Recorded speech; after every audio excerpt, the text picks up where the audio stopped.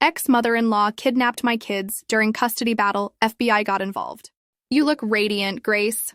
Absolutely radiant as the stepmother of my former best friend, I said to myself in the mirror, adjusting my pearl necklace before heading downstairs for another family dinner. My name is Grace Sullivan. I'm 34 years old, and I work as a corporate lawyer specializing in estate planning in downtown Chicago. 2 years ago, I discovered my fiancé Marcus in bed with my maid of honor exactly 7 days before our wedding. Today, I'm married to her recently widowed father, and I never let her forget to call me Mom. The look of pure horror on Brooklyn's face when she has to serve me tea and watch me kiss her father. Goodnight never gets old. But I'm getting ahead of myself. Let me tell you how a betrayal that nearly destroyed me became the foundation for the most satisfying revenge I've ever orchestrated.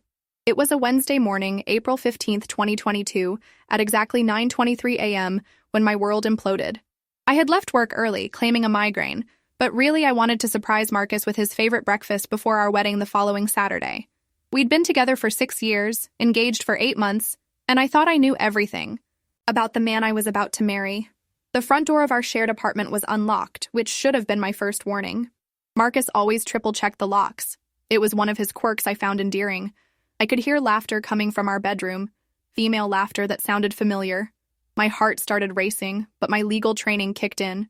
Document everything, I told myself. Trust, but verify. I pulled out my phone and started recording as I walked toward our bedroom. The door was slightly ajar, and what I saw through that crack changed everything.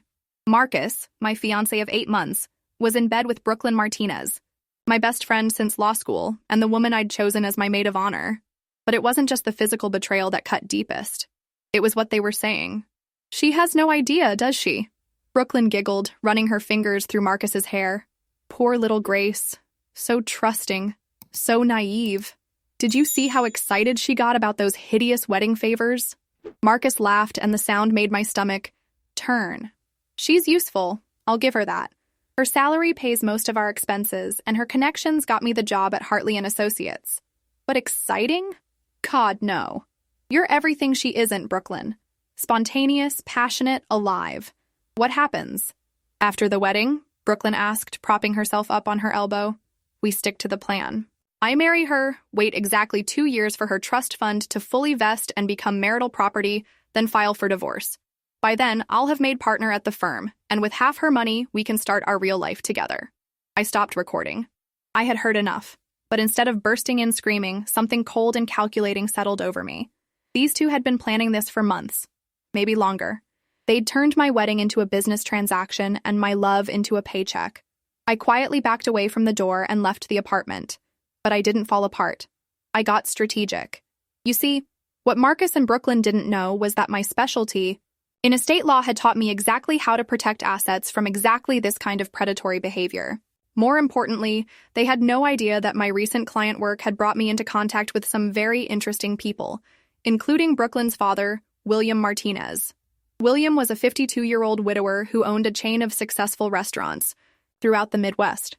His wife had passed away from cancer 18 months earlier, and he'd hired me to restructure his estate plan. During our meetings, he'd often mentioned how worried he was about Brooklyn, how she seemed to be making poor choices and running with the wrong crowd. She's been different since her mother died, he'd confided during one of our sessions. Reckless, cruel sometimes. Her mother was the moral compass of our family. Without her, he'd trailed off, but I could see the pain in his eyes. William Martinez was everything Marcus wasn't. Established, honest, genuinely kind, and devastatingly handsome in a distinguished way. More importantly, he was Brooklyn's father. The plan that formed in my mind was beautifully simple. I would give them exactly what they wanted and make them pay for it in ways they never saw coming. First, I needed more evidence. Over the next 3 days, I hired a private investigator named Janet Ross, a former FBI agent who specialized in infidelity cases. Within 48 hours, she provided me with a comprehensive dossier that made my blood run cold. Marcus and Brooklyn had been having an affair for over a year. The affair had started just 3 weeks after Marcus proposed to me. They had weekend getaways documented in credit card statements, hotel records, even a joint savings account where they were depositing money they'd been skimming from our shared household expenses. But the most damning evidence came from Brooklyn's laptop, which she'd carelessly left open in a coffee shop where Janet happened to be sitting nearby. Screenshots of text conversations revealed the full extent of their conspiracy. They'd researched the prenup I'd insisted on and found loopholes. They'd calculated exactly how much money they'd be able to access if Marcus divorced me after 2 years. They'd even picked out a house they wanted to buy with my trust fund money. There was one text from Brooklyn that particularly caught my attention. "Dad's been acting weird lately, asking questions about you and Marcus. I think his lawyer might have said something. We need to be more careful until after the wedding." That's when I realized William suspected something. And that's when I decided to pay him a visit. I showed up at William's flagship restaurant, Casa Martinez, on Thursday evening. He was there personally overseeing the dinner service, something he did every week to stay connected to the business his late wife had helped him build. "Grace," he said, surprised to see me. "I thought you'd be busy with wedding preparations. Just 2 days left, right?" "Actually, Mr. Martinez, I was hoping we could talk. Privately. It's about Brooklyn, and it's urgent." He led me to his office above the restaurant, a warm space filled with family photos and business awards. I noticed several pictures of Brooklyn with her mother. In them, Brooklyn looked genuinely happy. Nothing like the calculating woman I'd discovered her to be. "What's going on, Grace? You look upset." I took a deep breath. "Mr. Martinez, I need to show you something, and I apologize in advance for how difficult this is going to be to see." I handed him my phone and played the recording I'd made in my bedroom. I watched his face transform from confusion to horror to a cold fury I'd never seen before. "How long?" he asked quietly. "At least a year, maybe longer. They've been planning to use my trust fund money to start a life together. The wedding on Saturday is just the legal formality they need to access it." William stood up and walked to his window, looking out at the Chicago skyline. For several long minutes, he didn't speak. Her mother would be heartbroken, he finally said. "Maria raised Brooklyn to have values, to be loyal, to treat people with respect. This isn't the daughter we raised. I'm sorry to be the one to tell you," I said. "I know how much you love her." He turned back to me, and I was struck by how much pain was in his eyes. "Love and approval are different things, Grace. I will always love my daughter, but I cannot and will not support this behavior. What are you going to do?" "I'm going to call off the wedding tomorrow morning," I said. "But I wanted you to know first, in case Brooklyn tries to spin this as my fault somehow." William was quiet for a moment, then asked, "Do you have somewhere to go? I imagine this is going to be difficult for you." "I'll figure something out. I just wanted to make sure you knew the truth." As I was leaving, William caught my arm gently. "Grace, you didn't deserve this. You're a good person, and you handled this with more grace than I think I would have managed." I stopped calling off the wedding the next morning. Instead, I did something far more strategic. I called Marcus at 7 a.m. on Friday, exactly 24 hours before our scheduled ceremony. "Honey," I said in the sweetest voice I could manage, "I have a surprise for you. My trust fund administrator called yesterday. Apparently, there's been some kind of accounting error in our favor. Instead of vesting over 2 years, the entire amount is available immediately after the wedding. Can you believe it? We're going to be even richer than we thought." The excitement in Marcus's voice was disgusting. "That's incredible, baby. How much are we talking about?" "An additional $1.2 million, I lied smoothly. The lawyer said something about compound interest calculations being wrong for the past 5 years. I don't really understand it, but who cares, right? We'll be millionaires." I could practically hear him salivating through the phone. "Should we tell anyone?" "Let's keep it between us for now," I said. "We can announce it at the reception tomorrow night. I can't wait to see everyone's faces." What Marcus didn't know was that I was recording this conversation, just like I'd been recording all our conversations for the past 5 days. By Saturday morning, I had enough evidence to bury him in court and enough leverage to destroy Brooklyn's reputation in our social circle. But I wasn't done. Not even close. The wedding was scheduled for 4 p.m. at the Chicago Cultural Center.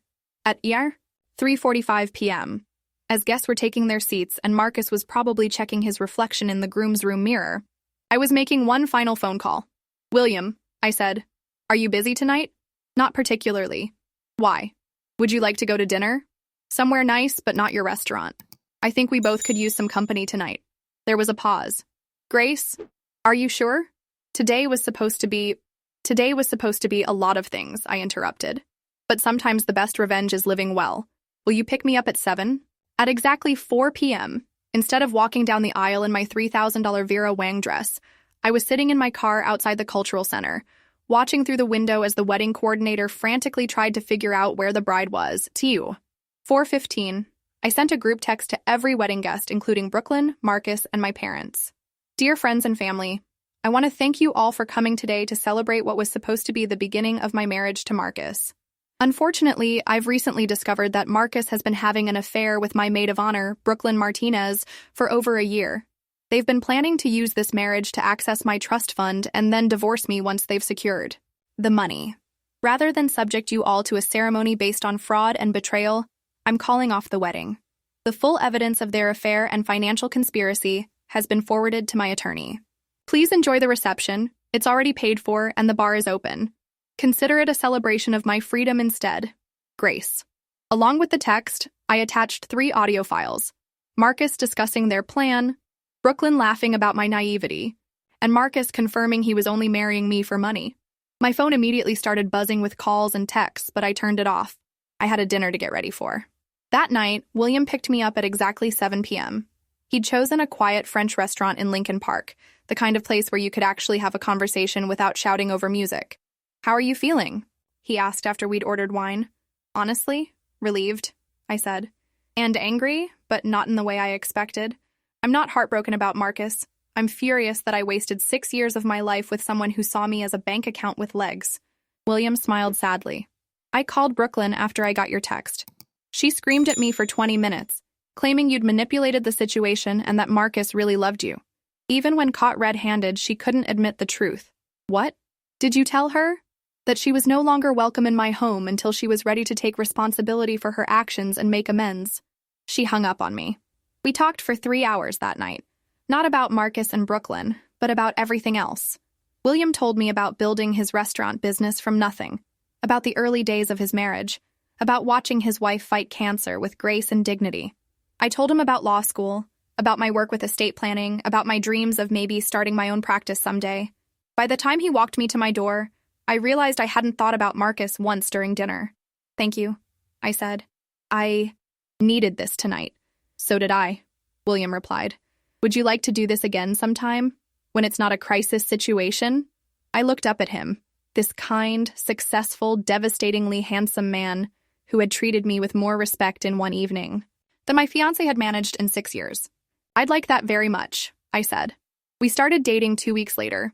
I want to be clear, this wasn't a rebound relationship or some calculated move in a game of revenge.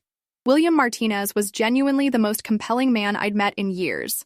He was intelligent, successful, funny, and he treated me like I was precious. After years with Marcus, who had seen me as useful at best, being with someone who actually valued me was revolutionary. The fact that dating him drove Brooklyn absolutely insane was just a delicious bonus. Brooklyn tried everything to break us up. She showed up at the restaurant screaming about how I was using her father to get back at her. She sent me threatening text messages.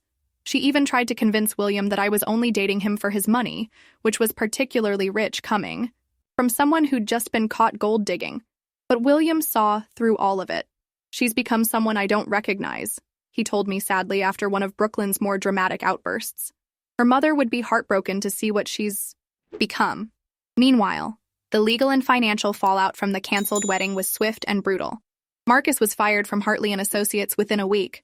Turns out they had a morality clause in their employment contracts, and conducting an affair with the daughter of a client while planning to defraud your fiancé violated about 6 different ethical guidelines. Brooklyn's social media marketing business collapsed when word spread through Chicago's tight-knit professional community about what she'd done. Clients started dropping her, networking events became uncomfortable, and several of her business partnerships dissolved. But none of that compared to what happened when I married William. We'd been dating for 18 months when he proposed. It was a quiet proposal, just the 2 of us at the restaurant where we'd had our first official date. No drama, no grand gestures, just a man asking a woman he loved to build a life with him. I know this might seem complicated because of Brooklyn, he said, holding my hand across the table. But I've never felt about anyone the way I feel about you, not even when I was young. You make me want to be better, Grace. Will you marry me? I looked at this wonderful man, thinking about how completely my life had changed. 2 years earlier, I'd been planning a wedding to someone who saw me as a stepping stone. Now I was being proposed to by someone who saw me as a partner, an equal, someone worth building a life with. Yes, I said. Absolutely, yes. We married 6 months later in a small ceremony at William's home. Just immediate family and close friends, exactly the opposite of the circus I'd planned with Marcus. Brooklyn wasn't there, of course. She'd refused to speak to either of us since we'd announced our engagement, but she couldn't avoid the reality indefinitely. I was now Mrs. Grace Martinez, and at 35, I was Brooklyn's stepmother. The first family dinner after our honeymoon was memorable. Brooklyn showed up 20 minutes late, dressed in what she probably thought was intimidating black leather, with her newest boyfriend, a struggling musician with facial tattoos who kept calling William sir and asking permission to use the bathroom. "Brooklyn," I said warmly as she sat down across from me, "it's so nice to see you. How have you been, sweetheart?" The look of pure rage that crossed her face was worth 18 months of patience. "Don't," she said through clenched teeth. "Call me sweetheart." "Of course not," I replied smoothly. "That would be inappropriate. After all, I'm your stepmother now." "Mom would be the proper term, wouldn't it?" William, to his credit, managed not to smile. "Brooklyn, Grace is family now. I expect you to treat her with respect." "Respect?" Brooklyn laughed bitterly. "She destroyed my life, Dad. She turned you against me. She ruined my relationship with Marcus. She did nothing," William interrupted, and his voice carried authority I'd rarely heard before. "You destroyed your own life when you chose to betray someone who trusted you. Grace simply refused to be a victim of your choices." The dinner continued in tense silence until Brooklyn's boyfriend, Tyler, I think his name was, made the mistake of asking, "So, what exactly happened between you guys?" I set down my fork and looked at Brooklyn with the sweetest smile I could manage. "Well, Tyler, Brooklyn slept with my fiancé for over a year while pretending to be my best friend. They planned to use my wedding to access my trust fund, then divorce me and steal my money. Instead, I married her father, and now she has to call me Mom." Tyler looked like he wanted to crawl under the table. Brooklyn stood up so fast her chair fell over. "This is insane," she shouted. "You're all insane." Stormed out, dragging poor Tyler with her. William and I finished our dinner in peace. That was 2 years ago. Brooklyn has been to exactly 4 family dinners since then, each one more uncomfortable than the last. She's been through 6 different boyfriends, 3 different career attempts, and 2 different apartments. Meanwhile, I've started my own estate planning practice, which is thriving beyond my wildest expectations. William and I bought a beautiful house in Lincoln Park, 6 blocks from his flagship restaurant. We travel together, we work together on expanding his business, and we're talking about starting a family of our own. I've never been happier, but the sweetest revenge isn't my success or happiness. It's what happens every time Brooklyn has to introduce me to someone new in her life. "This is my stepmother, Grace," she has to say, and I can see her die a little inside every time. She's married to my dad, and I always smile and say, "Please, call me Mom." Last month, Brooklyn finally attempted something resembling an apology. She called me on a Tuesday afternoon crying. "Grace," she said, "I know I messed up. I know I hurt you, but this has gone too far. You've taken my father away from me. You've isolated me from my family. Brooklyn," I interrupted gently, "I haven't taken anything away from you. Your father is a grown man who makes his own choices about who he wants in his life. If you feel isolated from your family, maybe you should examine why that might be."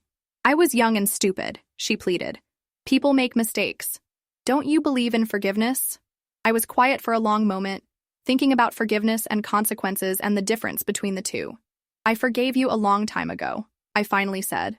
"Forgiveness doesn't mean pretending something didn't happen, and it doesn't mean there shouldn't be consequences. You chose to betray someone who loved you. I chose not to be destroyed by that betrayal. Your father chose to distance himself from behavior he couldn't respect. These are all the natural results of the choices we made. So what? I'm just supposed to live with this forever? You're always going to be my stepmother? I'm always going to have to see you at every family event, pretending to be part of our family?" "Brooklyn," I said, and for the first time in this conversation, I let a little steel creep into my voice.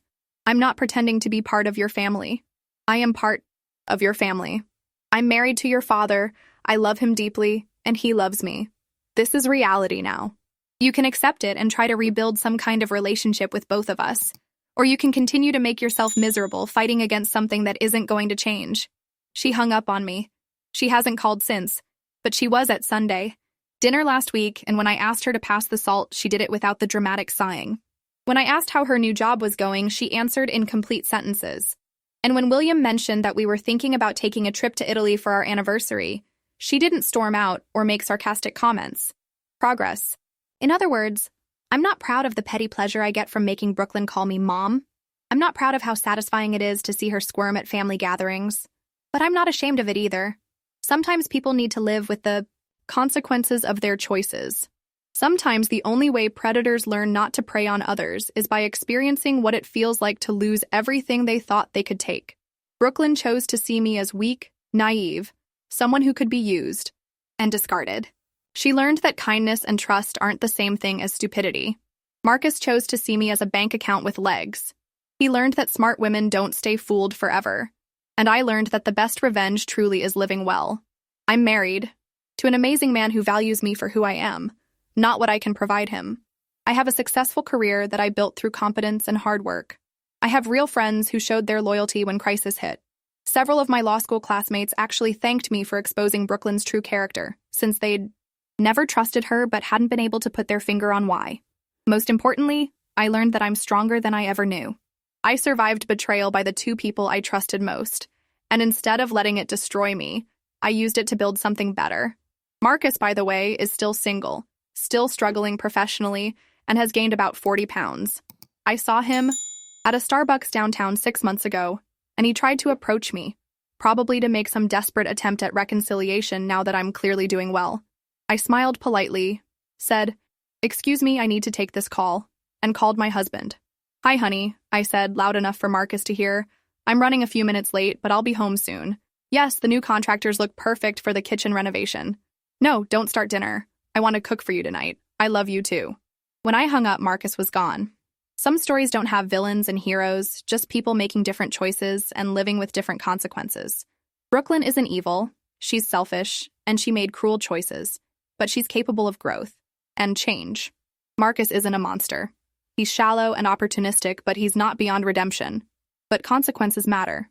Choices matter. And sometimes the kindest thing you can do for someone is to let them experience the full weight of what they've chosen. I'm Mrs. Grace Martinez now. I'm 37 years old, I own my own law practice, I'm married to a man who adores me, and I'm stepmother to a young woman who's slowly learning that actions have consequences.